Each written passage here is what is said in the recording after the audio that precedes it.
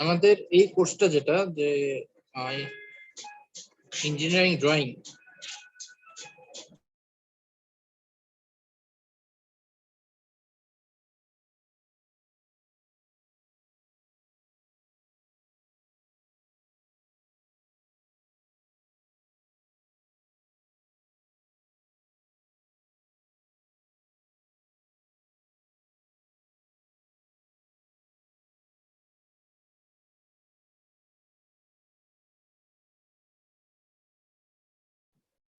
যেটা বলছিলাম আমাদের এই কোর্সটা হলো ইঞ্জিনিয়ারিং ড্রয়িং। এই কোর্সের আমাদের আসলে তোমাদের আগে একটা ক্লাস হয়েছিল, এই সম্রাট বোধহয় তোমাদের একটা ক্লাস নিয়েছিল, বাট আমরা আসলে ইন্ট্রোডাকশন থেকে মোটামুটি শুরু করছি। তো আমাদের প্রথম জিনিস যেটা যে আসলে ইঞ্জিনিয়ারিং ড্রয়িংটা কি জিনিস, এটাই বলা হচ্ছে যে ইন্ট্রোডাকশন ইঞ্জিনিয়ারিং ড্রয়িং এর প্রথম কাজটাই হলো হোয়াট ইজ ইঞ্জিনিয়ারিং ড্রয়িং, এটা আমাদের জানতে হবে। আর সেকেন্ড কাজ যেটা ইঞ্জিনিয়ারিং ড্রয়িং এর জন্য কোন ইনস্ট্রুমেন্ট গুলো লাগে সেগুলোর একটা লিস্ট তোমাদের বলা হবে, কিভাবে সেগুলো ইউজ করা হয় সেটাও জানানো হবে, এবং বিভিন্ন ধরনের লাইন, বুঝতে পারছো এখানে যেহেতু এটা একটা ড্রয়িং কোর্স, এখানে ড্রয়িং মানে তো আমাদের বিভিন্ন রকম লাইন ড্র করতে হয়। তো আলাদা আলাদা লাইন টাইপ আছে, যে এক একটা ধরনের লাইন দিয়ে আমরা এক একটা জিনিস বুঝাই ইঞ্জিনিয়ারিং ড্রয়িং এর ক্ষেত্রে। এই জিনিসগুলো এখানে আমরা আলোচনা করি। ফার্স্টেই আসে আসলে ইঞ্জিনিয়ারিং ড্রয়িং জিনিসটা কি, what is engineering drawing. Engineering drawing এর মেইন পার্সপেক্টিভে যাবার আগে আমি আগে এটা একটু তোমাদের সাথে শেয়ার করতে চাই যে ইঞ্জিনিয়ারিং ড্রয়িং কোর্সটা তোমাদের প্রয়োজন কেন। ইঞ্জিনিয়ারিং ড্রয়িং এর যে ব্যাপারটা আমরা ট্রিপলিতে পড়ি, আমাদের এই কোর্সটা আসলে সিভিল ড্রয়িং বলা হয়। এখানে একটু পার্ট থাকে মেকানিক্যাল ড্রয়িং এর, আর ম্যাক্সিমাম পার্টই থাকে সিভিল ড্রয়িং, দুটো মিলেই আমরা এটাকে বলি ইঞ্জিনিয়ারিং ড্রয়িং। এই সিভিল ড্রয়িং বলি অথবা মেকানিক্যাল ড্রয়িং বলি, এই জায়গায় আমাদের মেইন জিনিস যেটা বুঝতে হয় যে তোমরা যখন ইঞ্জিনিয়ারিং পাস করে বের হবা, বিএসসি কমপ্লিট করে, বা অনেকে আছে ডিপ্লোমার পরেও এই রিলেটেড জবে আছে, তো তোমাদের জন্য একটা বড় জব সেক্টর হলো বিভিন্ন রকম কনস্ট্রাকশন কোম্পানিগুলো, কনস্ট্রাকশন বলো অথবা ডেভেলপিং ডেভেলপার কোম্পানি যেগুলো আছে, এখানে কিন্তু অনেকেই জব করে। আমার পরিচিত অনেকে আছে। তোমাদের ইনফ্যাক্ট এই ক্লাসটা যে প্রথম ক্লাসটা নিয়েছিল সম্রাট, সে নিজেও এই টাইপের একটা কোম্পানিতেই আছে, আঙিনা নাম। আমার এই ক্লাসটা আগেও একবার নিয়েছে, সেও এরকমই ছিল। তো এই ধরনের জব কিন্তু তোমাদের জন্য একটা বড় সেক্টর, তোমরা যখন পাশ করে বের হবে অনেকেই এই লাইনে যাবে। তো ইঞ্জিনিয়ারিং ড্রয়িং এর যে কাজটা তোমরা শিখবো সেটা হলো এই কোর্সেই তোমরা আসলে কিভাবে একটা বাসার ওয়্যারিং ডিজাইন করা হয়, বা কিভাবে একটা বাসার আহ বিভিন্ন যে লাইন গুলো থাকে লাইন গুলো ডিজাইন করা হয়, ইলেকট্রিক্যাল ইকুইপমেন্ট বসানো হয়, সেগুলো সম্পর্কে এই কোর্সে আলোচনা আসবে। এটার জন্য আলাদা আরেকটা কোর্স তোমরা হয়তো অনেকে অলরেডি করেও ফেলেছো, সেটা হলো service design, electrical service design. ওই কোর্সে এই আলোচনাগুলো ডিটেইলে আসে। এই কারণে ওই কোর্সটাকে তোমাদের কম্পালসারি কোর্স হিসেবে রাখা হয়েছে। আর ইঞ্জিনিয়ারিং ড্রয়িং কোর্সটা কিন্তু তোমাদের জন্য কম্পালসারি না, এটা হলো যারা ওই বিলো 3 ডিপ্লোমা পেয়েছো তাদের জন্য কম্পালসারি, বাকিদের এটা না করলেও চলে। তো বুঝতে পারছো এটা আসলে খুব সহজ একটা কোর্স, মানে বেশি সহজ দেখেই আমরা এই কোর্সটাকে অতটা ইম্পর্টেন্সি দিয়ে রাখিনি। এই 137 ক্রেডিট যাদের করতে হয় তাদের এটা না করলেও চলে। তোমাদের যেহেতু ইউজিসি নিয়ম, ইউজিসিতে এটা বলেছে যে 160 ক্রেডিট তোমাদের কমপ্লিট করতে হবে, তোমাদের জন্য এই কোর্সটা করাটা কম্পালসারি, বাট তুলনামূলক এটা অনেক সহজ কোর্স। তো এটাই বললাম যে ইঞ্জিনিয়ারিং ড্রয়িং এর মেইন জিনিস যেটা তোমাদের এই ওয়্যারিং গুলো যে হবে, এই ওয়্যারিং গুলোর হয়তো তুমি কোথাও একটা কনস্ট্রাকশন কোম্পানিতে জবে ঢুকলা, জবে যাবার পরে যেটা দেখলাম যে একজন সিভিল ইঞ্জিনিয়ার তোমাকে একটা বাসার ফ্লোর প্ল্যান এনে দিল, যে ওই ফ্লোর প্ল্যানটা দেখে তোমাকে ওয়্যারিং করতে হবে। তো তোমাকে আগে তো বুঝতে হবে যে ওই প্ল্যানটা আসলে কি, ওই প্ল্যানটা যেন তুমি মোটামুটি বুঝতে পারো।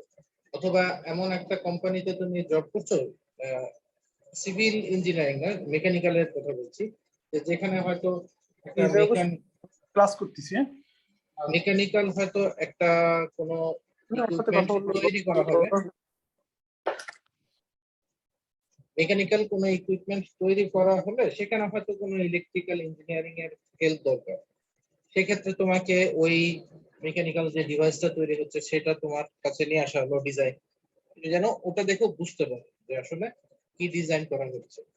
তো মোট কথা ইঞ্জিনিয়ারিং ড্রয়িং এর মেইন জিনিসটা হলো আরেকজনের ড্রয়িং, সেটা সিভিল ইঞ্জিনিয়ার হোক অথবা মেকানিক্যাল ইঞ্জিনিয়ারিং হোক, তোমার কাছে আসলে তুমি যেন সেই ডিজাইনটা সম্পর্কে মানে তুমি একেবারেই কিছুই জানো না যে ড্রয়িং কি করা হয়েছে বা তোমাকে কিসের ডিজাইন দেওয়া হয়েছে এটা জানো না, তুমি যেন একটা মোটামুটি ধারণা পেতে পারো, সেই জন্যই তোমাদের এই কোর্সটা বেসিক্যালি করানো।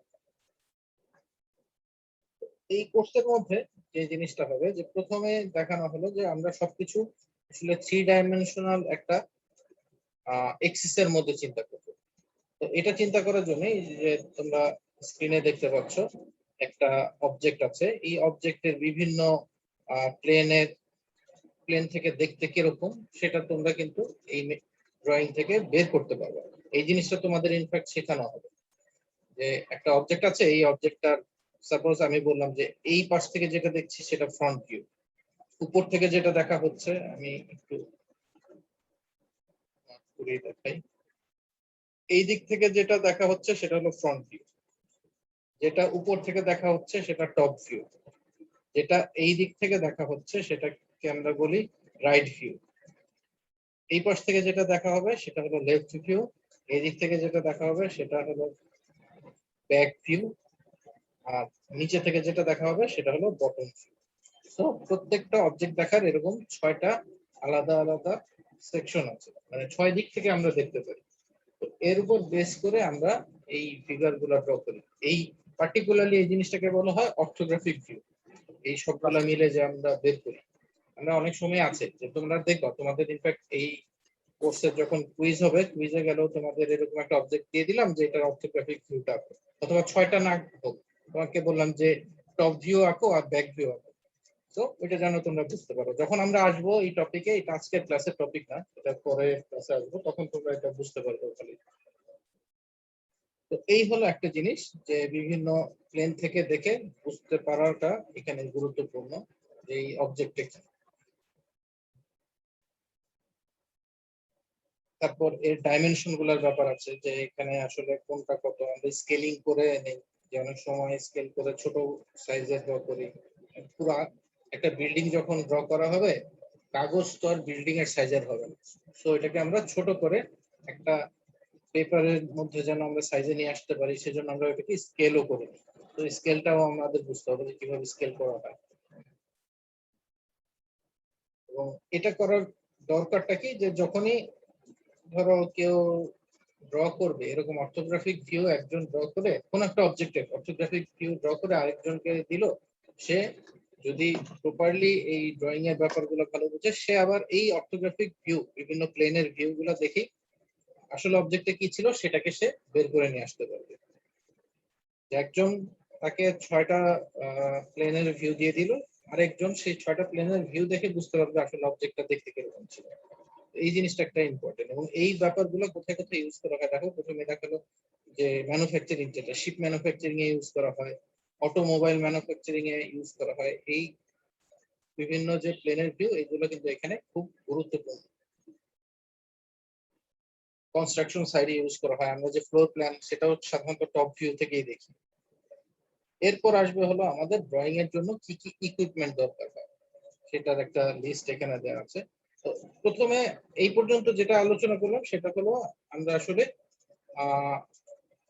কি কি কাজ আমরা এখানে আসলে পাচ্ছি, ইঞ্জিনিয়ারিং ড্রয়িং থেকে আমরা কি পাবো সেটা সম্পর্কে একটু ব্রিফ ধারণা দেওয়া।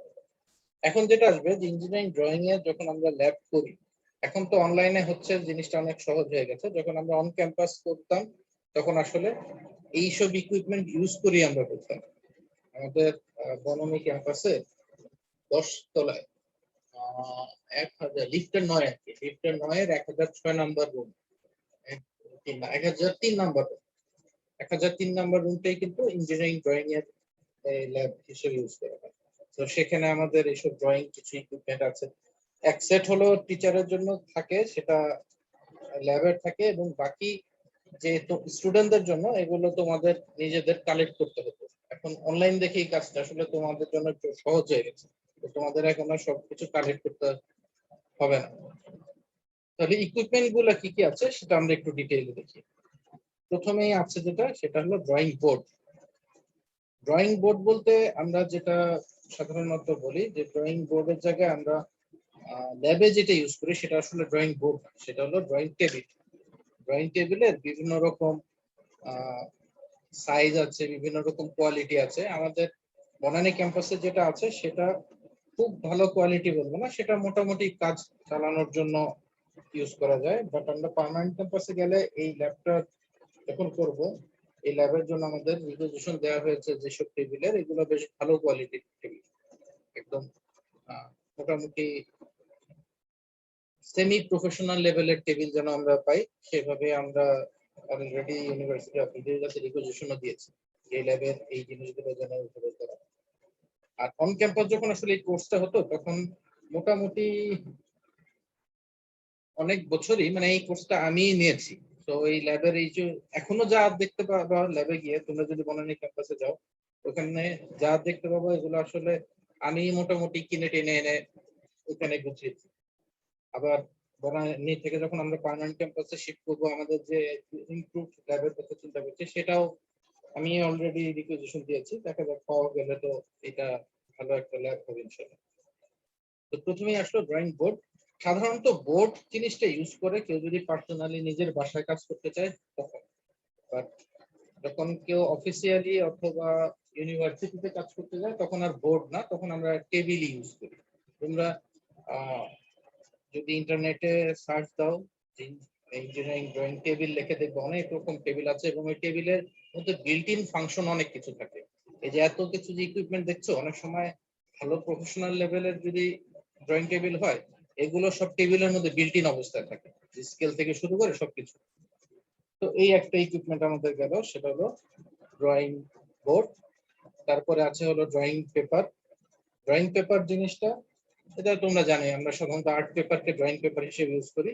ইউজুয়ালি আমাদের এই যে আবারও আমি এক্সাম্পল বনানী ক্যাম্পাসে দিচ্ছি, বনানী ক্যাম্পাসে আমাদের যে ড্রয়িং টেবিল গুলো আছে সেগুলো আসলে আর্ট পেপারের যে সাইজে বেশ কিছুটা ছোট, অর্থাৎ টেবিলের উপর আর্ট পেপার দিলে কাগজের সাইজটা আরো বড় হয়ে যায়।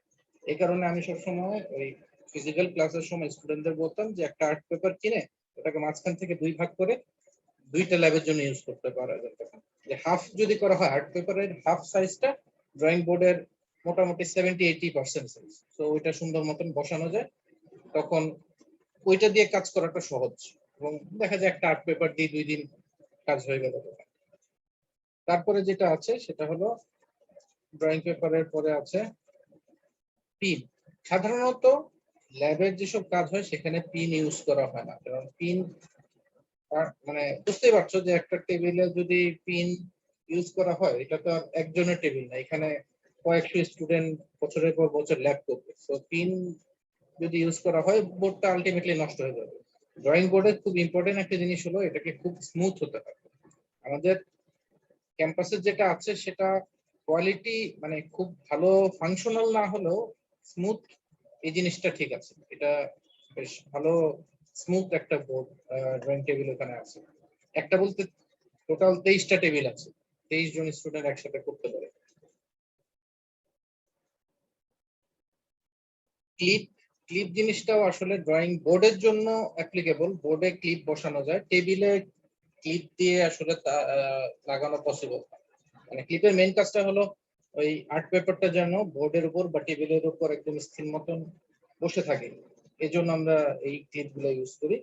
এটা ড্রয়িং বোর্ডে করা যেতে পারে, বাট ড্রয়িং টেবিলে এটা করাটা আসলে অ্যাপ্লিকেবল না। সো আমরা যেটা করি সেটা হলো এই যে কস্টের যেটা, এটাকে ইউজ করি সাধারণত ল্যাবে। ওই কাগজটা এখানে বসানোর পর চারপাশে কস্টেপ দিয়ে যদি লাগিয়ে দিই তাহলে আর কাগজটা মুভ করে না, তখন ইজিলি যে কোনো ড্রয়িং করার পসিবল। তারপর আছে পেন্সিল। পেন্সিলের জন্য এইচবি বা 2B টাইপের পেন্সিল আমরা ইউজ করি। এরপর আছে টি স্কোয়ার। টি স্কোয়ার হলো এক ধরনের স্কেল, এবং স্কেলের এক পাশে একটা এরকম বার লাগানো থাকে। তো এটা টি শেপ দেখে এটাকে বলা হয় টি স্কোয়ার। এটার যে কাজ, যে টেবিলের এক কর্নারে যদি এই বরাবর ধরা হয় তাহলে সবসময় টেবিলের সাথে হরাইজন্টাল, মানে টেবিলের তোমার যে এজটা থাকে সেই এজের সাথে হরাইজন্টাল লাইন ইজিলি ড্র করা যায়। এই জিনিসটা আসলে ড্রয়িং বোর্ড বা ড্রয়িং টেবিল যেগুলো প্রফেশনাল লেভেলে থাকে ওগুলোর সাথে ডিফল্ট অ্যাটাচ থাকে, অনেক সময় এটা অ্যাটাচ থাকে। ইউনিভার্সিটিতে যদিও এটা থাকে না, আমরা যখন স্টুডেন্ট ছিলাম, আমরা এই কোর্সটা যখন করেছি তখনও টি স্কেল আমাদের আলাদাভাবেই কালেক্ট করতে হয়েছে, একসাথে ছিল না, বাট প্রফেশনাল লেভেলে থাকে। এরপর আছে সেট স্কোয়ার। সেট স্কোয়ার বুঝতে পারছো, এগুলো তো জ্যামিতি বক্সের মধ্যেও থাকতো, বাট ইঞ্জিনিয়ারিং ড্রয়িং এর জন্য যে সেট স্কোয়ার ইউজ করা হয় সেটা সাইজে আরো বড়। এখানে দুইটা থাকে, দুই পিস থাকে, একটা হলো 90 ডিগ্রি 45 ডিগ্রি 45 ডিগ্রি এরকম অ্যাঙ্গেলে, আর আরেকটা হলো 90 ডিগ্রি 60 ডিগ্রি 30 ডিগ্রি এরকম অ্যাঙ্গেলে থাকে। তারপর স্কেল। স্কেল খুব ইম্পর্টেন্ট একটা জিনিস। স্কেল তো বুঝতেই পারছো যে ড্রয়িং যেহেতু করবা, স্কেলটা খুব বেশি দরকার হয়। স্কেলের পরে আমাদের আছে ড্রাফটার। এই ড্রাফটার জিনিসটা হলো এরকম যে ড্রাফটারের মধ্যে এই টি স্কেল, সেট স্কোয়ার, স্কেল, এই তিনটার আসলে একসাথে একটা কম্বিনেশন। অর্থাৎ তোমার যদি ড্রাফটার থাকে, ড্রাফটার থাকলে আর আমাদের এই তিনটা জিনিসের দরকার হয় না, এইটা দিয়ে এই তিনটার কাজ করে ফেলা যায়। সো এই ড্রাফটারটা এই দিক থেকে বেশ উপকারী, যদিও ড্রাফটার মেনটেন করে একটু ঝামেলা, কারণ এই যে এগুলো যে দেখতে পাচ্ছ এগুলো আসলে এক ধরনের চিকন সুতা টাইপের ব্যাপার। এইটা যেন একদম স্ট্রেট থাকে, সুতা যেন ছিঁড়ে না যায়, এগুলো মেনটেনের কিছু প্রবলেম, প্রবলেম বলবো না, যে এটা একটু ঝামেলা আছে, যে এগুলো খুব সুন্দর মতন মেনটেন করতে হয়। এই কারণে সাধারণত ইউনিভার্সিটি লেভেলে যেখানে অনেক স্টুডেন্ট কাজ করে সেখানে এই ড্রাফটার দেওয়া হয় না। আমাদের ল্যাবেও ড্রাফটার ছিল না। তারপর হলো রোলার স্কেল। রোলার স্কেল হলো এক পাশে একটু রোলার টাইপের থাকে, যে এটা ঘুরে স্কেলটা ইজিলি মুভ করা যায়। এটা সুবিধা হলো যখন প্যারালাল লাইন আঁকতে হয়, যে তুমি ধরো এইখানে একটা লাইন টানলা, এইটাকেই একটু রোল করে আবার দূরে এনে আরেকটা লাইন টানলা, তখন এটা একদম প্যারালাল থাকে, মানে অটোই প্যারালাল হয়ে যায়, আমাদের আর হিসাব নিকাশ করতে হয় না। তো এটা হলো রোলার স্কেল। তারপর তো আছে প্রোট্রেক্টর। প্রোট্রেক্টরটা আমরা নর্মালি যেটাকে বলি চাঁদা, এই চাঁদা দিয়ে অ্যাঙ্গেল গুলা আঁকা হয়। চাঁদার ক্ষেত্রে সাধারণত ওই যে বললাম যেটা, যে আমাদের জ্যামিতি বক্সে যে চাঁদা থাকে এখানে ওই চাঁদার সাইজটা সাধারণত অনেক বড় হয়। এইটি সেট স্কোয়ার যেরকম নর্মাল জ্যামিতি বক্সে সেট স্কোয়ার হচ্ছে বড়, এই চাঁদাটাও ইঞ্জিনিয়ারিং ড্রয়িং একটা তুলনামূলক অনেক বড় হয়। তারপর আছে French curves. French curves, French কার্ভসটা আসলে প্র্যাকটিক্যালি আমি কখনোই ইউজ করিনি, কারণ আমাদের এই কোর্সটা এতই বেসিক লেভেলের, এখানে ফ্রেঞ্চ কার্ভ দিয়ে খুব বেশি কাজ করা হয় না। এটা দিয়ে সুবিধা হলো এটা দিয়ে আমরা ইলিপস, মানে উপবৃত্ত, তারপর পরিবৃত্ত, এই টাইপের জিনিসগুলো এই কার্ভ দিয়ে আঁকতে পারি। এবং অনেক সময় ওই যে বিভিন্ন কার্ভ ডিজাইন বা তোমার এটা আর কি, মোটামুটি ধরো যারা সরাসরি ডিজাইনিং এর কাজ করে, ইন্টেরিয়র ডিজাইন অথবা আর্কিটেকচারের যারা আছে তাদের জন্য এটা বেশি গুরুত্বপূর্ণ। আমি যখন এই কোর্স করেছি আমার কখনোই কোনো ল্যাবে এই ফ্রেঞ্চ কার্ভের দরকার হয়নি, এবং আমাদের যে ল্যাবের এক্সপেরিমেন্ট লিস্ট আছে সেখানেও ফ্রেঞ্চ কার্ভ জিনিসটা আসলে নাই, এটা দরকার। কম্পাসটা গুরুত্বপূর্ণ একটা জিনিস, অনেক ড্রয়িং এর ক্ষেত্রে কম্পাসটা দরকার হয়, এবং কম্পাস তো আসলে তোমরা সবাই ইউজ করেছি আগে, এই কম্পাসটা আমরা ইউজ করি। এবং লাস্টলি যেটা আছে ইরেজার। ইরেজার খুব ইম্পর্টেন্ট একটা জিনিস, কোথাও যদি ভুল টুল হয়ে যায় ইরেজারটা তখন লাগবে, এবং এখানে ভালো কোয়ালিটির ইরেজার রাখা অবশ্যই গুরুত্বপূর্ণ। যদি এটার কোয়ালিটি ভালো না হয় দেখা যাবে একটু ভুল হলো মুছতে গিয়ে আরো এই জায়গাটা নোংরা হয়ে যাচ্ছে। এটা কিন্তু খুব কমন, যদি ইরেজারের কোয়ালিটি ভালো না হয় তাহলে ডিজাইনটা দেখা গেল খুব ভালো একটা ডিজাইন করলে এক জায়গায় একটু ভুলের কারণে মুছতে গিয়ে পুরো ডিজাইনটাই তখন খারাপ হয়ে গেল। তো এই কয়টা ইকুইপমেন্টই আসলে আমাদের এই ইঞ্জিনিয়ারিং ড্রয়িং এর জন্য ইউজ হয়। এখন মোটামুটি এই কয়টা সম্পর্কে একটু ব্রিফলি আরেকবার তোমাদের দেখানো হবে। ড্রয়িং ইনস্ট্রুমেন্ট যেটা অলরেডি আমি যে কথাগুলো বললাম ওইগুলো এখানে আরেকবার এই লেকচারে আছে।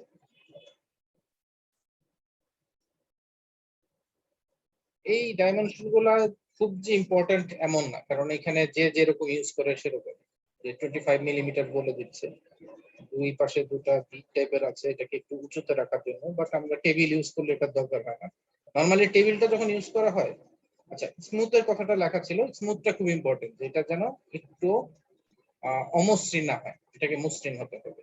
টেবিলটা সাধারণত আমরা নর্মাল যেসব টেবিল ইউজ করি ওরকম সমান হয় না, এক পাশটা একটু উঁচু, এক পাশটা একটু ঢাল থাকে। এটা হলো ইঞ্জিনিয়ারিং টেবিল, ড্রয়িং টেবিলের একটা ইম্পর্টেন্ট ফিচার।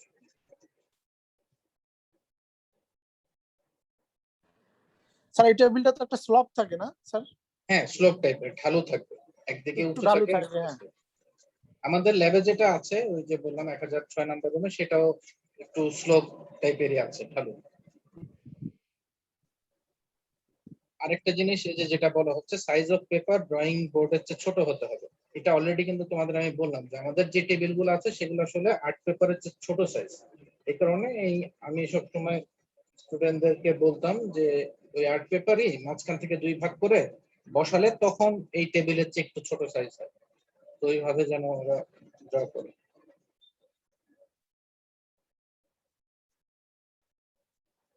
পিন বা ক্লিপ, এটা বললাম যে আমরা আসলে ল্যাবে পিন ক্লিপ ইউজ করি না, আমরা টেপ দিয়েই চারপাশে কানেক্ট করে দেব। পেন্সিল দিয়ে তোমার এই মেইন ড্রয়িং গুলো আসবে।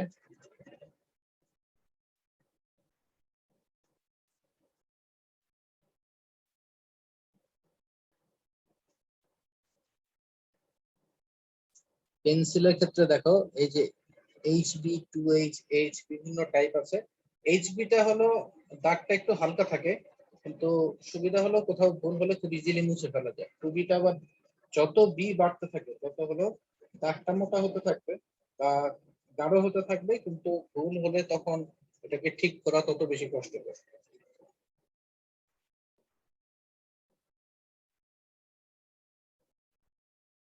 এরপর আছে সেট স্কোয়ার, সরি এটা হলো টি স্কোয়ার। টি স্কোয়ারে সবসময় এরকম একটা বার থাকে, বারের এক পাশে যেটা বললাম যে বারের এক আর পাশে একটা স্কেলটা থাকে। কোশ্চেন ছিল হ্যাঁ বলো।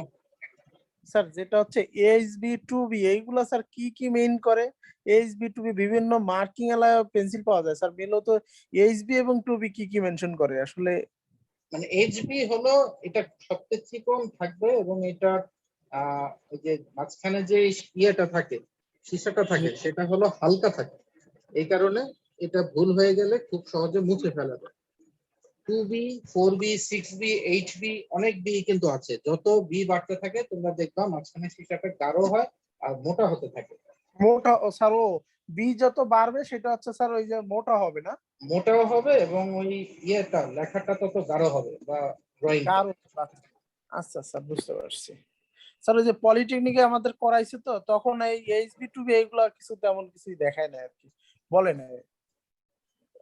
মানে প্র্যাকটিক্যালি আমি ফিল করি যেটা 2B সব দিক থেকে অপটিমাম মনে হয় আমার কাছে, কারণ 4B, 6B, 8B পর্যন্ত অ্যাভেলেবল, কিন্তু ওইগুলো অনেক গাঢ় মোটা থাকে। আর 2Bটা মোটামুটি গাঢ় হয়, কিন্তু আবার মুছা যায়, একদম এমন না যে একদমই মুছা যাচ্ছে না। এইচবিটা আবার বেশি হালকা, এইচবির দাগগুলো একদম হালকা টাইপের হয়। আচ্ছা, যেটা বলছিলাম, এই যে টি স্কোয়ারের হলো একটা পাশ এই টেবিলের সাথে যদি এইভাবে ধরা হয়, তাহলে লাইন টানলে সেই লাইনগুলো সবসময় টেবিল বরাবর হরাইজন্টাল হয়। এটা খুব ভালো একটা ফিচার, মানে ইম্পর্টেন্ট ফিচার। যখন অনেক ডিজাইন করা হয়, আমি তার প্রত্যেকটা কম্পাস দিয়ে দিয়ে 90 ডিগ্রি বা হরাইজন্টাল ওইভাবে আঁকবো না। তখন এই টি স্কোয়ার দিয়ে খুব সহজে এবং তাড়াতাড়ি সুন্দর মতন নির্ভুল ভাবে করা পসিবল হয়। যে এক পাশে এটা ধরা হচ্ছে, এদিকে এটা সমান আছে।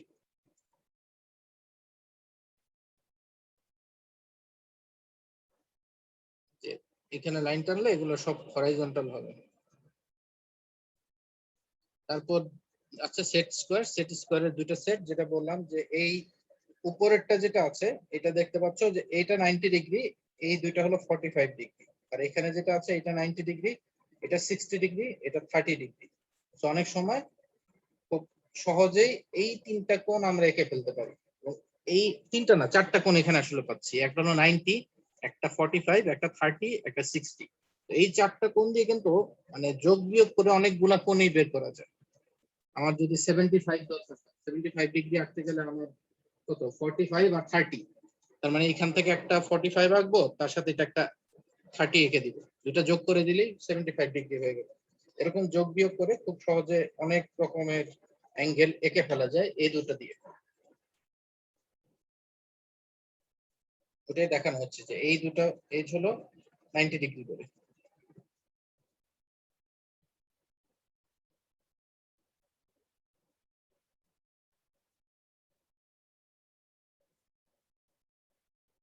এটাও 45 ডিগ্রি, এটাও 45 ডিগ্রি, আর এখানে হলো এটা 90, উপরের এটা 60, নিচের এটা হলো 30।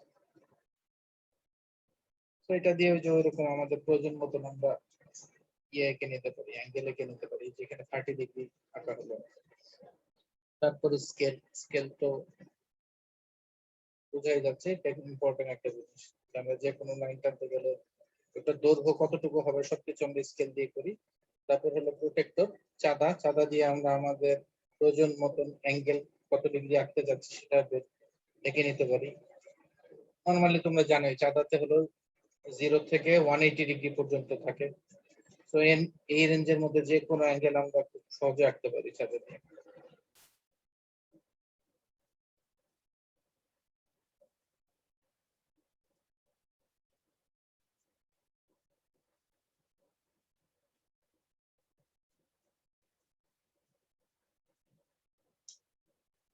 একদম বেসিক এই কয়টা ইকুইপমেন্ট থাকলে অনেক কিছুই আমরা আঁকতে পারি। এইগুলো সবগুলো একসাথে আমরা এই ড্রাফটারের পেয়ে যাই। ড্রাফটার থাকলে আমাদের আর ওই চারটে ইকুইপমেন্টের দরকার নেই। এই ড্রাফটার দিয়ে আমরা প্যারালাল লাইন টানতে পারছি, বিভিন্ন অ্যাঙ্গেল আঁকতে পারছি, এই জিনিসগুলো করতে পারি।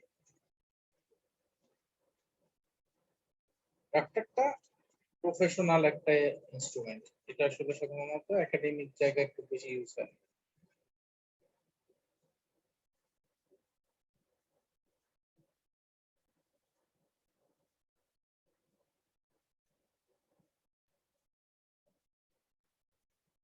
রোলার স্কেল, রোলার স্কেলের কথা অলরেডি বললাম যে এটা দিয়ে আমরা ইজিলি প্যারালাল লাইন খুব সহজে আঁকতে পারি। একটা লাইন আঁকলাম, ওইটার প্যারালাল লাইন আমরা চাইলেই রোল করে এঁকে নিতে পারি। আবার সাথে একটা প্রোটেক্টরের মতন চাঁদারও ছোট ব্যবস্থা আছে, ওইটা দিয়ে আমরা ছোটখাটো অ্যাঙ্গেল চেক করতে পারি, অ্যাঙ্গেল ঠিক মতন আছে কিনা। ফ্রেঞ্চ কার্ভস, ফ্রেঞ্চ কার্ভ দিয়ে হলো যেটা বললাম উপবৃত্ত, পরাবৃত্ত, এই জিনিসগুলো আমরা আঁকি সাধারণত, বাট এখানে আমাদের এটার প্রয়োজন আসলে অত বেশি না। আমাদের এই কোর্সের জন্য এটা খুব বেশি দরকার হবে না।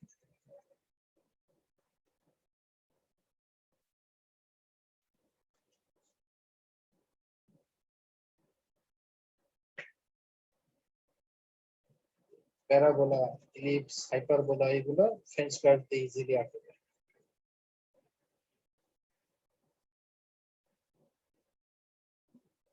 কম্পাস, কম্পাস দিয়ে বৃত্ত, বৃত্তচাপ, বিভিন্ন অ্যাঙ্গেল আঁকা। কম্পাসের কাজ তো তোমরা মোটামুটি কম বেশি সবাই জানো, আর ইরেজার এটা নতুন হবে বলে কিছু। তো এই কয়টা হলো আমাদের ড্রয়িং ইনস্ট্রুমেন্ট ইউজ হয়, যেগুলো আমরা মডুলার ল্যাবে ইউজ করি। এখানে এটাও বলা হচ্ছে যে মুছতে গিয়ে যদি কোয়ালিটি খারাপ হয়ে যায়, এরকম কালো হয়ে যায়, সেটা কিন্তু মানে খুবই খারাপ একটা ব্যাপার। আমার নিজের মনে আছে একবার একটা ল্যাবের কুইজের সময় আমি যখন স্টুডেন্ট ছিলাম, তখন কোনো একটা ড্রয়িং এ প্রায় শেষের দিকে যাওয়ার পর একটা ভুল হয়ে গেছিল, ওটা মুছতে গিয়ে এরকম কালো হয়ে গেছিল। তো আমাদের স্যার যিনি ছিলেন, স্যারের নাম ছিল প্রীতম স্যার। প্রীতম স্যার তখন একদম আমাকে পুরো ড্রয়িংটা আবার নতুন ভাবে করতে হয়েছে, এটা স্যার একসেপ্টই করেনি। তো বুঝতে পারছো ইরেজারটা খুব ইম্পর্টেন্ট একটা ইস্যু।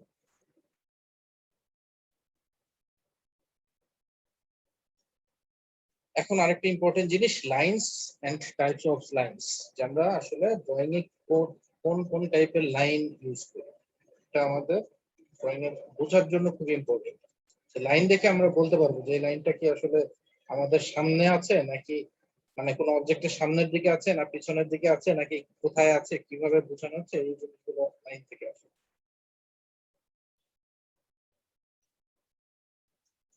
এই যে দেখো এখানে একটা এক্সাম্পল দিয়ে দেখানো হচ্ছে কোনটা কি টাইপের লাইন আমরা একটু দেখে রাখি। এই যে একদম মোটা যে কালো লাইনটা দেখছো বাইরে, এই লাইনটা নাম হলো আউটলাইন। যেখানে লেখা আছে আউটলাইন, একদম মোটা যে লাইনটা দেখতে পাচ্ছ এই যে মাঝখানে আছে, মানে কোন একটা অবজেক্ট যখন আমার সামনে থাকবে সেই অবজেক্টটা আঁকতে চাইলে ওইটার যে বাইরের শেপটা, ওই শেপটা হলো আউটলাইন, যেটা আমি সরাসরি দেখতে পাচ্ছি, ওইটা সবচেয়ে মোটা ভাগ করে দিতে হয়। এবং নর্মালি মানে আমরা তো আসলে এই ট্রিপলিতে যখন ইঞ্জিনিয়ারিং ড্রয়িং করি আমাদের উদ্দেশ্যটা থাকে জাস্ট ড্রয়িং সম্পর্কে একটা আইডিয়া পাওয়া। যারা এই ধরনের ডিজাইনে যায় তাদের জন্য কিন্তু বিভিন্ন টাইপের পেন্সিল ইউজ করাটা গুরুত্বপূর্ণ। যেমন আউটলাইনটাই তারা 8B বা 2B দিয়ে না, তারাও দেখা যাবে 4B বা 6B দিয়ে আউটলাইনটা দিচ্ছে। তাদের জন্য এই ধরনের অনেক অপশন রাখাটা গুরুত্বপূর্ণ। তাহলে বাইরের লাইনটা হলো আউটলাইন। তারপরে দেখতে পাচ্ছ যে আমরা ধরো যে এটা দৈর্ঘ্য কতটুকু বোঝানোর জন্য এই বরাবর আর এই বরাবর একটু বাড়ানো হলো, এই বাড়তি অংশটাকে বলা হচ্ছে এক্সটেনশন লাইন। এক্সটেনশন লাইনটা কিন্তু আউটলাইনের চেয়ে একটু ছোট, একটু চিকন, এত গাঢ় নেই। আছে না যে আমার কোন কিছু দৈর্ঘ্যটা আমি বোঝাতে চাচ্ছি, সো দুই দিক থেকে একটু এক্সটেন্ড করে দিলাম, এটা হলো এক্সটেনশন লাইন। তারপরে হলো দৈর্ঘ্যটা যখন আমি দিব যে এই দৈর্ঘ্যটা হলো 90 যে কোনো কিছুই হতে পারে, 90 সেন্টিমিটার, 90 ইঞ্চি, 90 ফিট, 90 মিটার, কিলোমিটার, যে কোনো কিছুই তো আমি এই 90 দিয়ে বোঝাতে পারি। তো এই ডাইমেনশনটা বোঝানোর জন্য আমরা দুই পাশে অ্যারো দিয়ে এরকম একটা লাইন ইউজ করি, এটাকে বলা হয় ডাইমেনশন লাইন। লাইনটা চিকন থাকে এবং দুই পাশে অ্যারো থাকে। তারপর যদি এরকম সার্কুলার কোনো কিছু থাকে, যে মাঝখানে একটা সার্কুলার ব্যাপার আছে, সার্কেল আছে, বৃত্ত, অথবা এইখানে একটা অর্ধবৃত্ত আছে, হাফ সার্কেল, এইটা বোঝানোর জন্য আমার তো মাঝখানে একটা সেন্টার থাকতে হবে। এটা তো আসলে আঁকা হয়েছে কম্পাস দিয়ে। তাহলে এই মাঝখানের সেন্টারটা কোথায় হবে সেটাও কিন্তু আমার এর উপর ডিপেন্ড করে, যে আমার এই দুইটা বরাবর দেখো যে এইখানে যে আউটলাইন আছে আর এখানে যে আউটলাইন আছে, এই দুটোকে আমরা যোগ করব। আবার এই জায়গায় আমরা কতটুকু দূরে সেন্টারটা চাচ্ছি সেই অনুযায়ী উপরে বাড়াবো। তো এই জিনিসটাকেই যে জায়গায় পয়েন্ট কাট করলো সেই পয়েন্টটাকে, মানে এই যে লাইনগুলো যে দিলাম এটা বোঝার জন্য, এটাকে বলা হয় সেন্টার লাইন। যেমন কোনো কিছু সেন্টার বের করার জন্য যখন আমরা একটা লাইন দিয়ে নেই, তো এই সেন্টার লাইনটা হলো এরকম দেওয়া হয় একটু চেইনের মতন, একটা লম্বা দাগ, একটা ছোট দাগ, একটা লম্বা দাগ, একটা ছোট দাগ। এটাকে বলা হচ্ছে সেন্টার লাইন। এটার আরেকটা নাম হলো চেইন লাইনও বলে এটাকে অনেক সময়। তারপরে হলো ধরো এই যে এই জায়গায় আছে, এখানে বৃত্তটা, এখানে হয়তো ডায়ামিটার হলো 10, এই যে এখানে 10 লেখা আছে কিন্তু মাঝখানে লেখার মতন জায়গা নেই, তখন আমি এই জায়গার থেকে বাইরে একটা দাগ দিয়ে এইভাবে এনে এখানে লিখে দিলাম 10। পাশে হলো ফাই এর মতন একটা সাইন দেয়া, ফাই মানে হলো এটা ওই ডায়ামিটার বোঝাচ্ছে। এটা হলো ড্রয়িং এর একটা নিয়ম, যে ফাই দিলে বলা হয় যে এটা হলো এই ডায়ামিটারটা। তো ফাই দিয়ে 10 দিলাম, তো এই মাঝখানে যেহেতু দিতে পারলাম না, বাইরে এনে দিলাম। এই বাইরে আনার জন্য যে লাইনটা ইউজ করা হয় সেই লাইনটাকে বলা হয় লিডার লাইন। এটাও সাধারণত ওই এক্সটেনশন লাইনের মতন চিকন থাকে, বাট এটা একটা লাইন না, এটাকে এক জায়গায় এনে কিন্তু আবার একটু অ্যাঙ্গেল করে এইভাবে নিয়ে আসতে হয়। মানে সোজা যে আমি এই পর্যন্ত রেখে যদি এখানে 5 10 লিখে দিই তাহলে ভুল হবে। এই পর্যন্ত এনে একটু অ্যাঙ্গেল করে আবার এই পাশে এনে 5 10 লিখতে হয়। তারপরে হলো সেকশন লাইন। সেকশন লাইন জিনিসটা হলো এরকম হালকা ভাবে শেড দেওয়া হয়। এইখানে হলো ধরো এই জায়গাটা আর এই জায়গাটা আলাদা, আবার এই জায়গা আর এই জায়গা হয়তো একই লেভেলের আছে। হতে পারে না যে ধরো এই দুইটা হলো উঁচু, মাঝখানের এই জায়গাটা নিচু, অথবা এই জায়গাটা উঁচু, এই দুইটা নিচু। এই জিনিসটা বোঝানোর জন্য যে এই দুইটা সেম লেভেল কিন্তু এটা অন্য লেভেল, বোঝানোর জন্য এক জায়গায় একটু আমরা শেড করে দিই, এটাকে বলা হয়, এই শেড করে দেওয়া লাইনগুলোকে বলা হয় সেকশন লাইন। তারপরে আরেকটা রয়ে গেল হিডেন লাইন। হিডেন লাইন মানে হলো আমরা কোনো কিছু একটা সামনে থেকে দেখছি, ওই জিনিসটার পিছনের দিকে হয়তো একটা লাইন ছিল যেটা আমরা যেই দিক থেকে দেখছি ওই পাশ থেকে সরাসরি দেখতে পাচ্ছি না। তো ওই যে জিনিসটা আমরা সরাসরি দেখবো না, পিছনে রয়ে গেছে, ধরো এটা একটা 3 ডাইমেনশনাল অবজেক্ট, তার মানে কি এর পিছনের দিকে এরকম একটা লাইন আছে যেটা আমরা সরাসরি দেখছি না, ওইটাকে আমরা এরকম চিকন ডটেড লাইন দিয়ে বোঝাই, যেটাকে বলা হয় হিডেন লাইন। যে এইখানে দেখো একটা হিডেন লাইন আছে, এইখানে আরেকটা হিডেন লাইন আছে, তার মানে এই জায়গায় ওইটার উল্টো দিকে কোনো একটা চেঞ্জ আছে, যে জিনিসটা সামনে থেকে আমরা দেখছি না, কিন্তু পেছন থেকে দেখলে বোঝা যাবে। তো এটাকে বোঝানোর জন্য আমরা যেটা ইউজ করি সেটাকে বলা হয় হিডেন লাইন। আর এই তো আমাদের এই পর্যন্ত লাইনগুলো আসলো। লাইনগুলো সম্পর্কে আরেকটা বর্ণনা এখানে দেওয়া আছে, এখানে কি নামগুলো লেখা দেখা যায়? নামগুলো মনে হয় পরে আসবে।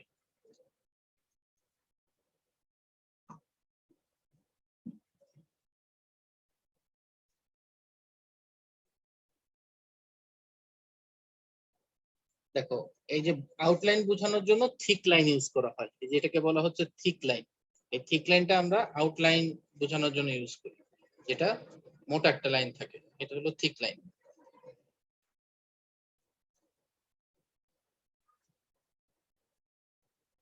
থিন লাইন যেটা চিকন লাইন অনেক জায়গায় ইউজ করা হয়, আমরা আগে দেখে আসলাম। এই যে ডাইমেনশনের জন্য থিন লাইন ইউজ করি, এক্সটেনশনের জন্য থিন লাইন, তারপর লিডার লাইনের জন্য থিন লাইন, সেকশনের জন্য থিন লাইন, অনেক জায়গাতেই থিন লাইন ইউজ করি। আগের ইয়েতেই ছিল, একটু আগে এটা ছিল। তারপর হলো ফ্রি হ্যান্ড লাইন, মানে আঁকা বাঁকা ভাবে। আঁকা বাঁকা ভাবে এই লাইনটা দেওয়া হয় কি, তোমরা যদি এই ফিগারটার দিকে দেখো, যে এই জিনিসটা হয়তো প্র্যাকটিক্যালি যদি বলা হয়, প্র্যাকটিক্যালি হয়তো এটা অনেক বড় একটা কিছু ছিল, যে এটা এইদিকে অনেক বড় ছিল, আবার এইদিকে হয়তো অনেক বড় ছিল, কিন্তু আমরা এতখানি আর দেখাতে চাচ্ছি না। আমার মেইন হয়তো অবজেক্টিভ হলো এইটুক দেখালেই হয়, যে ওই পাশে আর দেখানোর দরকার নাই। তখন আমরা এই জায়গাটাতে একটু এরকম বাঁকা ভাবে লাইন দিয়ে দিই, তার মানে আমরা এটা ব্রেক করে দিলাম, যে এটা আরো আছে কিন্তু আমি ওইটা দেখাচ্ছি না। তো ওই লাইনটাকে বলা হয় ফ্রি হ্যান্ড লাইন, বা অনেক সময় এটাকে আমরা ব্রেক লাইনও বলি।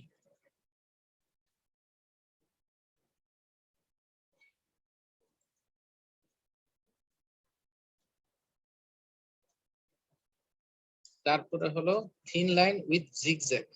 থিন লাইন উইথ জিগজ্যাগ কোথায় বলা হয়, দেখো এই জায়গায়, এই যে দেখো এখানে থিন লাইন উইথ জিগজ্যাগ দেয়া আছে, এই জিনিসটার আসলে ইউজটা কোথায় দেখো।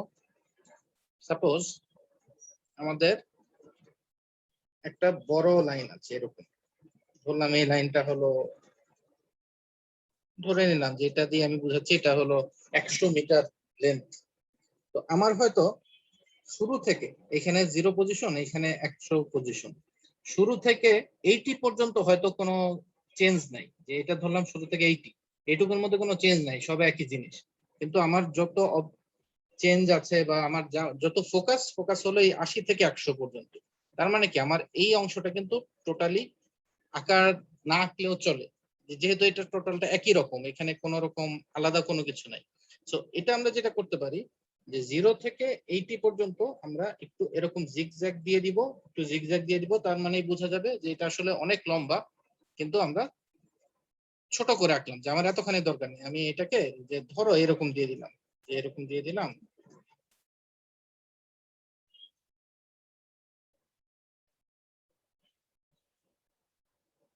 এবার আমি এটাকে একটু এরকম জিগজ্যাগ টাইপের দিয়ে দিচ্ছি, যেটা এখানে এরকম আসলো, এখানেও এরকম আসলো। যখন আমরা এই জিনিসটা দিব, তার মানে কি আমি বলে দিলাম এটাই 0 পজিশন, এটা 80 পজিশন, আর এটা 100 পজিশন। যদিও প্র্যাকটিক্যালি দেখা যাচ্ছে যে এই এটা যতটুকু এটাও মোটামুটি একই রকম, কিন্তু এই জিগজ্যাগ দেওয়ার কারণে 0 থেকে 80 পর্যন্ত এটা বোঝাবে। তো আমরা যখন লং একটা লাইন থাকে সেটাকে এরকম সংক্ষেপে দেখার জন্য এই জিগজ্যাগটা ইউজ করি। তো এটাকে আরেকটা নাম বলা হয় লং ব্রেক লাইন, যে বড় একটা লাইন ছিল সেটাকে ব্রেক করে আমরা ছোট করে আঁকলাম, যে আমার এতখানি আঁকার প্রয়োজন নেই।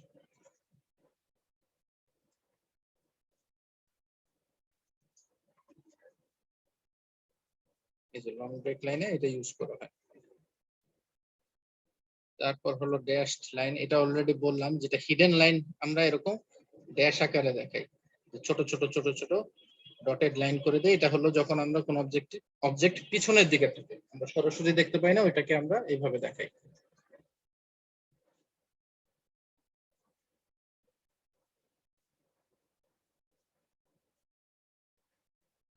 চেইন লাইনটা অলরেডি বললাম, এই যে সেন্টার লাইন বা এই টাইপের লাইন যেখানে থাকবে, যে আমাদের কোথাও সেন্টার বের করতে হচ্ছে বা কোনো জায়গার আমরা মাঝখানের জায়গাটা বের করে নিতে চাচ্ছি, সেটা হলো চেইন লাইন আকারে দেখায়। চেইন লাইন হলো একটা লম্বা দাগ থাকবে, একটা ছোট, একটা লম্বা, একটা ছোট, একটা লম্বা, একটা ছোট, এরকম। এটাকে বলে চেইন লাইন। এবং চেইন লাইনের একটা বৈশিষ্ট্য কি দেখো, এখানে বলে দিয়েছে যে দুই প্রান্তটা মোটা লাইন থাকে আর মাঝখানের অংশটা থেকে হালকা। Chain line thin with thick at the ends, মাঝখানে থাকবে থিন, দুই এন্ড থাকবে থিক, চওড়া।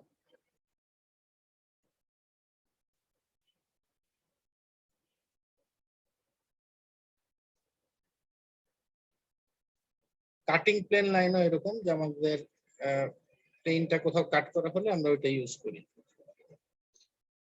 তাহলে মোটামুটি আমাদের এই পর্যন্ত হলো আজকের মেইন আলোচনা ছিল।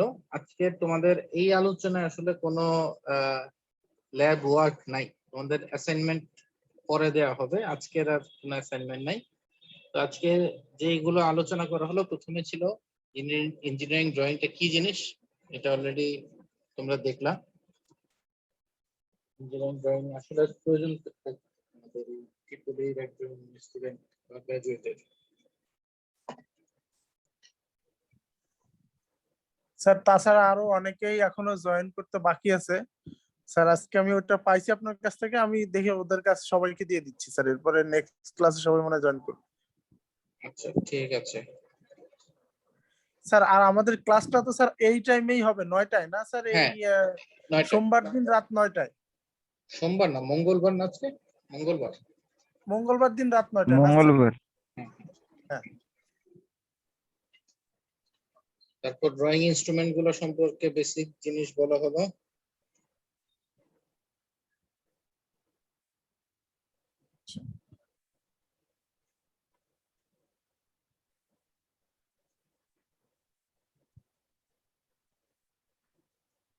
এবং সবার শেষে যেটা বিভিন্ন টাইপের লাইন সম্পর্কে আলোচনা করো।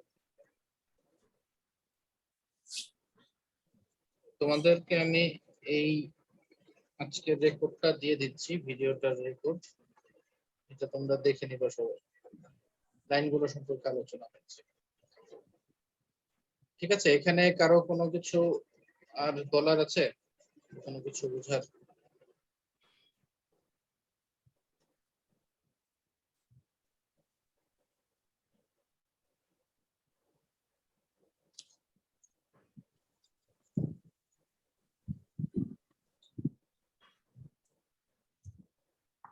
যদি কোনো সমস্যা না থাকে তাহলে আজকের মতন আমরা এখানে শেষ করি। নেক্সট জি স্যার। ক্লাস হবে। জি স্যার। ঠিক আছে। আদাব স্যার।